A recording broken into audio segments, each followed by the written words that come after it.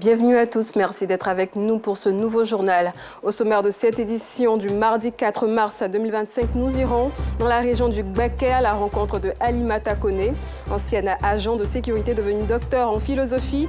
Elle sensibilise aujourd'hui les jeunes femmes à prendre des initiatives pour atteindre la liberté financière. Puis nous ferons un tour aux États-Unis où le président Donald Trump a décidé de suspendre l'aide militaire à l'Ukraine. Merci de suivre l'information sur la chaîne qui vous rapproche de l'essentiel. Agent de sécurité à l'université Alassane Ouattara de Cocody, Alimata Wanju Kone a surmonté les obstacles et les préjugés pour atteindre son rêve, décrocher un doctorat en philosophie avec mention très honorable. Son parcours inspirant fait d'elle un modèle dans la ville de Bouaké. À la veille du 8 mars, journée dédiée aux droits des femmes, elle encourage les jeunes filles à croire en leur potentiel et à s'émanciper par l'éducation. Un reportage de Boubacar Silla, commenté par Kader Sogodogo. Alimata Wanju Kone s'apprête pour une nouvelle journée professionnelle. Agent de sécurité à l'université Alassane Ouattara, depuis 5 ans, cette femme de courage, de persévérance et d'abnégation au travail force l'admiration de ses collègues dans ce métier, dit-on, réservé aux hommes. Je suis arrivée à l'université ici en 2015 au département de philosophie. Quand je suis arrivée, j'ai voulu toujours chercher à faire quelque chose d'autre en dehors des études. Et c'est ainsi que je me suis renseignée. En ce moment, j'avais une structure de gardiennage. En ce temps, c'était la police universitaire. Et j'ai postulé à 2 ou 3 reprises. Je n'avais pas été retenue. Mais en 2019, il y a eu un recrutement collectif. Et à partir de ce recrutement, j'ai été retenue en tant qu'agent de sécurité. Pendant qu'elle exerce le métier de vigile avec souvent les railleries de certaines personnes, cela n'empêchait pas Alimata Wanju de poursuivre ses études au département de philosophie au sein de la dite université à ses heures de pause. Contre vents et marées, avec détermination, Alimata Wanju Kone obtient le doctorat en philosophie le 18 décembre 2024. Mention très honorable, plus félicitations du jury. Un success story qui montre que l'on peut partir de rien pour être un exemple de réussite. Au départ, c'était difficile d'allier le vigilat avec la recherche. Mais par la grâce de Dieu, j'ai persévéré par la grâce de Dieu et aujourd'hui, j'ai pu soutenir ma thèse en philosophie. Souvent, les étudiants, quand ils arrivent, ils vous voient en tenue, c'est difficile pour eux de vous considérer comme des êtres. Mais bon, quand tu te fixes un objectif, tu ne tiens pas compte de ces paramètres-là. Cette consécration lui vaut l'admiration de la population et des étudiants, témoin de son ardeur au travail et de sa combativité dans les études. C'est un modèle pour nous. Elle a été très courageuse et rigoureuse aussi. Avant, on se disait que les jeunes filles n'ont pas droit à l'éducation, mais maintenant on voit que les filles qui sont à la tête de certains postes, ça fait vraiment plaisir. Fascinés par ses capacités, les responsables de l'université Alassane Ouattara lui vouent une grande admiration et exhortent les jeunes, en particulier les filles, à suivre son exemple. Nos félicitations à mademoiselle Kone Alimata, dont vraiment l'exemple est inspirant et il doit inspirer, faire la fierté de notre maison aujourd'hui. Et demander à nos jeunes sœurs de faire des efforts, ça ne coûte rien. Comme on le dit ordinairement, les efforts font l'effort. Modèle de réussite universitaire, sa devise, le travail, rien que le travail. Pour Alimata Wanju Kone, une femme ne doit pas vivre au crochet des hommes. Mes jeunes sœurs, je les encourage à reprendre les études si elles peuvent le faire. Mais si elles ne peuvent pas le faire, elles peuvent s'orienter dans d'autres domaines d'activité. Après sa soutenance de thèse, le rêve d'Alimata Wanju Kone est d'être recrutée pour enseigner dans une université car elle veut apporter sa pierre dans le domaine de la recherche scientifique en écrivant des articles. Les enjeux logico-mathématiques de théorie des types logiques de Bertrand Russell. C'est le thème de la soutenance de thèse d'Alimata Wanju Kone à l'université Alassane Ouattara.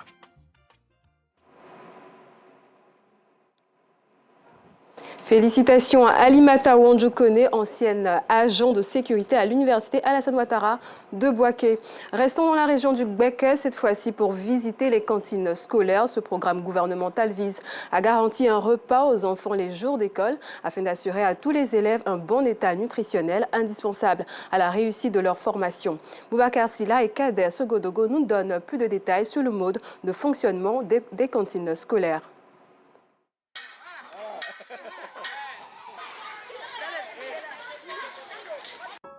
Il est 12 heures au groupe scolaire Bamuro. Nous sommes dans la sous-préfecture de Bouaké. C'est l'heure du repas. Sourale Ngouanguessan, en classe de CE1, et ses camarades écoliers, munis de leur thé, se rendent à la cantine pour le repas de midi. Grâce à la cantine scolaire, plus besoin pour eux de rallier le domicile à Kouadiokro, village situé à 2,5 km de leur école, pour manger et revenir suivre les cours de l'après-midi. Je suis contente de bien manger à la cantine parce que ma maison est loin de l'école. Au groupe scolaire Walebo à Bouaké, dans leur tenue kaki et 1000 carreaux, les écoliers ont hâte de manger à la cantine sous le contrôle du gestionnaire. La ration, ça va pour midi? C'est réuni? Oui, ça va. Ça sera pour avant midi? Oui, monsieur. Je paie 25 francs pour manger à la cantine. Avec 25, on mange bien. Et je remercie le gouvernement. Au lieu de partir à la maison et de revenir, je reste à la cantine pour manger. Même décor au groupe scolaire Bassa. Après s'être lavé les mains, les tout-petits partagent le repas dans cet espace entièrement réhabilité, équipé et doté en vivres par la première dame Dominique Ouattara. Je mange du spaghetti. Je remercie maman Dominique Ouattara. Comme dans ces groupes scolaires, 282 écoles primaires publiques sur les 802 que compte la région de Gbeke bénéficient de cantines. Pourquoi une cantine scolaire?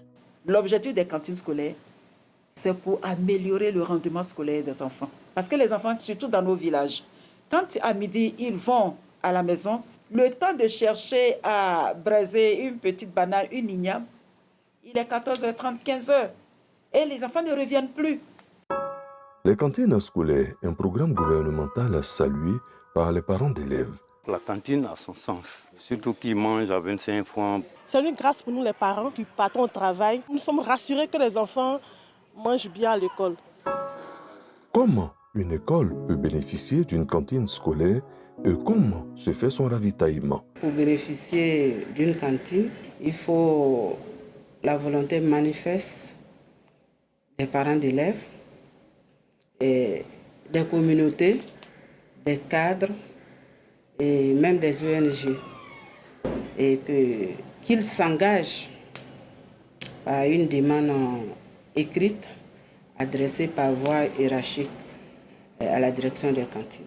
Les vivres donnés par la direction des cantines scolaires ne couvrent que 26 jours de fonctionnement sur 120 jours ouvrables. Et la consigne est de fonctionner 2 jours sur 4 dans la semaine avec les vivres du gouvernement et les 2 autres jours avec les vivres de la communauté. Les cantines scolaires, bien que nécessaires pour leur gestion, connaissent quelques difficultés. Ici, le repas de midi est pris dans une salle de classe. Nous sommes dans les groupes scolaires Paris-Bouaké et Bamuro. Les enfants mangent en classe parce que le bâtiment que vous voyez par derrière nous a été, il y a 3 ans de cela, la toiture a été emportée par les vents. La pluie aidant, les installations qui étaient dedans, tout est parti. Nous manquons de table, ce qui fait que les enfants sont généralement obligés de rester en classe pour manger pour une question d'hygiène. Face à ces difficultés, les responsables des cantines scolaires lancent un appel aux structures et aux personnes de bonne volonté. Nous avons une baisse du nombre des groupements agricoles et une baisse des quantités de vivres fournis. Vente affamée n'a point d'oreille. Les gens nous aident, mais on voudrait qu'ils fassent encore un peu plus pour que nos enfants puissent avoir des repas chauds les midis. Dans la région de Gbeke, 36 828 écoliers sur les 178 636 de jeunes à la cantine. Démarré en 1989, La Côte d'Ivoire compte aujourd'hui 5 602 cantines scolaires sur 15 401 écoles primaires publiques. Les cantines scolaires bénéficient du soutien du Programme alimentaire mondial, PAM. À Abidjan, la Fédération des familles pour la paix universelle a procédé au lancement du mouvement Vert Céleste. Ce mouvement vise à lutter contre l'insalubrité dans le monde pour le bien-être des populations. À cette occasion, une opération de ramassage des ordures a été initiée afin de rendre la commune de Yopougon plus saine. Reportage Maïssa Kogaï. Le mouvement Vert Céleste a commencé ce dimanche 2 mars 2025 dans la commune de Yopougon. Déployé dans toutes les artères de la cité Mami-Adjoa, munis de râteaux, de cache-nez, de pelles et de sacs à ordures, les membres de la Fédération des familles pour la paix mondiale et l'unification, section Côte d'Ivoire, se sont activés à nettoyer, ne laissant aucune chance à la moindre ordure jonchant les rues. Cette campagne vise à amener un changement de comportement vis-à-vis de l'environnement et du cadre de vie, à réduire et recycler les déchets qui obstruent les canaux d'évacuation d'eau, propagent des maladies et affectent le développement économique en nuisant, par exemple, au tourisme. L'humanité a été créée par notre parent céleste en vue que nous puissions vivre dans un environnement propre et sain. Le mouvement Vert Céleste a pour objectif de pouvoir éduquer la population et les amener à comprendre que l'environnement doit être propre. Et pour cela, nous devons mettre la main à la pâte et inviter toute la population pour que, ensemble, nous puissions nettoyer notre environnement. Le mouvement Vert Céleste, une campagne appréciée par la mairie de Yopougon qui attache du prix à la propreté de cette commune. Vous faites bien de nettoyer tout notre environnement. Nous vous demandons de nous aider à sensibiliser les populations de Yopougon parce qu'on a un très mauvais réflexe. C'est nous-mêmes qui polluons l'atmosphère, c'est nous-mêmes qui salissons notre environnement. Le projet du mouvement Vert Céleste a débuté le 1er septembre 2023 sous la houlette du docteur Akja Han Moon, épouse de feu le révérend Sun Myung Moon, qui a fondé en 1994 en Corée du Sud la Fédération des familles pour la paix mondiale et l'unification, un mouvement religieux visant à créer un monde de paix à travers les familles. Le mouvement Vert Céleste est mis en œuvre dans 16 pays africains, dont la Côte d'Ivoire, le Bénin et la République démocratique du Congo. Place à la prière, l'église évangélique La Montagne des Oliviers, dans le cadre de sa campagne d'évangélisation dénommée Tour d'évangélisation nationale, d'impact et de réveil, a organisé une veillée de prière le vendredi 28 février 2025 au centre ivoiro-coréen d'Adjamé, autour du thème « Que ton règne vienne ». Ce moment a été une occasion pour le fondateur de l'église de lancer un message de paix. Mel Yamkiller et Joël Gosset. Ils sont venus de toutes les localités de la Côte d'Ivoire pour ce moment de prière. Ces fidèles veulent bénéficier des grâces du Tout-Puissant Dieu. Nous sommes venus à cette croisade pour magnifier le nom de notre Dieu, pour glorifier Dieu, parce que ce Dieu-là a permis qu'on entre dans cette nouvelle année et ce même Dieu nous a permis d'être là ce soir pour qu'on puisse prier pour notre nation, pour prier pour tous ceux-là même qui gouvernent ce pays. Je suis venu participer à cette croisade pour prier pour mes enfants. Par ailleurs, je prie pour moi-même, pour que Dieu me localise, que j'ai la longévité, pour que la prospérité soit dans ma maison. Je sors très satisfait de cette croisade. Lors de ce moment de connexion avec l'être suprême, le pasteur principal de l'église évangélique, la Montagne des Oliviers, est revenu sur la portée de cette veillée de prière. C'est un homme de Dieu qui transporte la grâce de Dieu.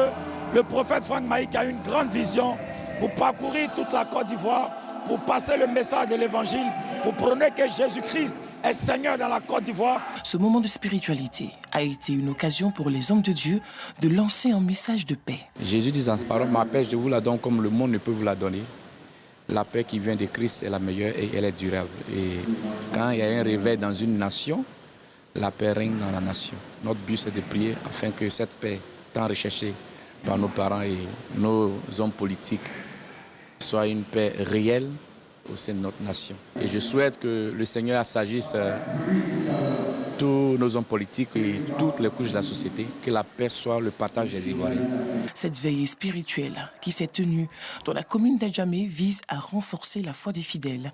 Elle se poursuivra dans les communes de Yopougon, de Port-Bouilly et bien d'autres. Passons à l'actualité internationale à présent en Guinée-Bissau. Le président sortant Umaro Sissoco Embalo brigue un nouveau mandat. Il a officiellement annoncé sa candidature à la présidentielle du 30 novembre prochain, affirmant vouloir poursuivre ses réformes pour la stabilité du pays. Une annonce qui intervient alors que l'opposition remet en question sa légitimité et que la récente mission de la CEDEAO s'est terminée de manière anticipée en raison de divergences politiques. Climat politique également tendu en Tunisie où un procès inédit s'est ouvert ce mardi 5 mars à Tunis.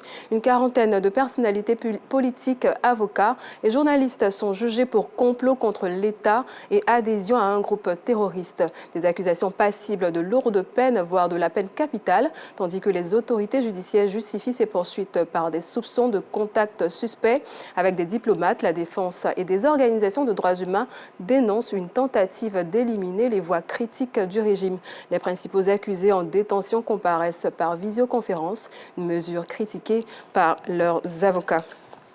Terminons ce journal. Aux États-Unis, le président Donald Trump a ordonné ce lundi 3 mars une pause dans l'aide militaire à l'Ukraine. Une décision prise après une réunion avec ses conseillers en défense et diplomatie.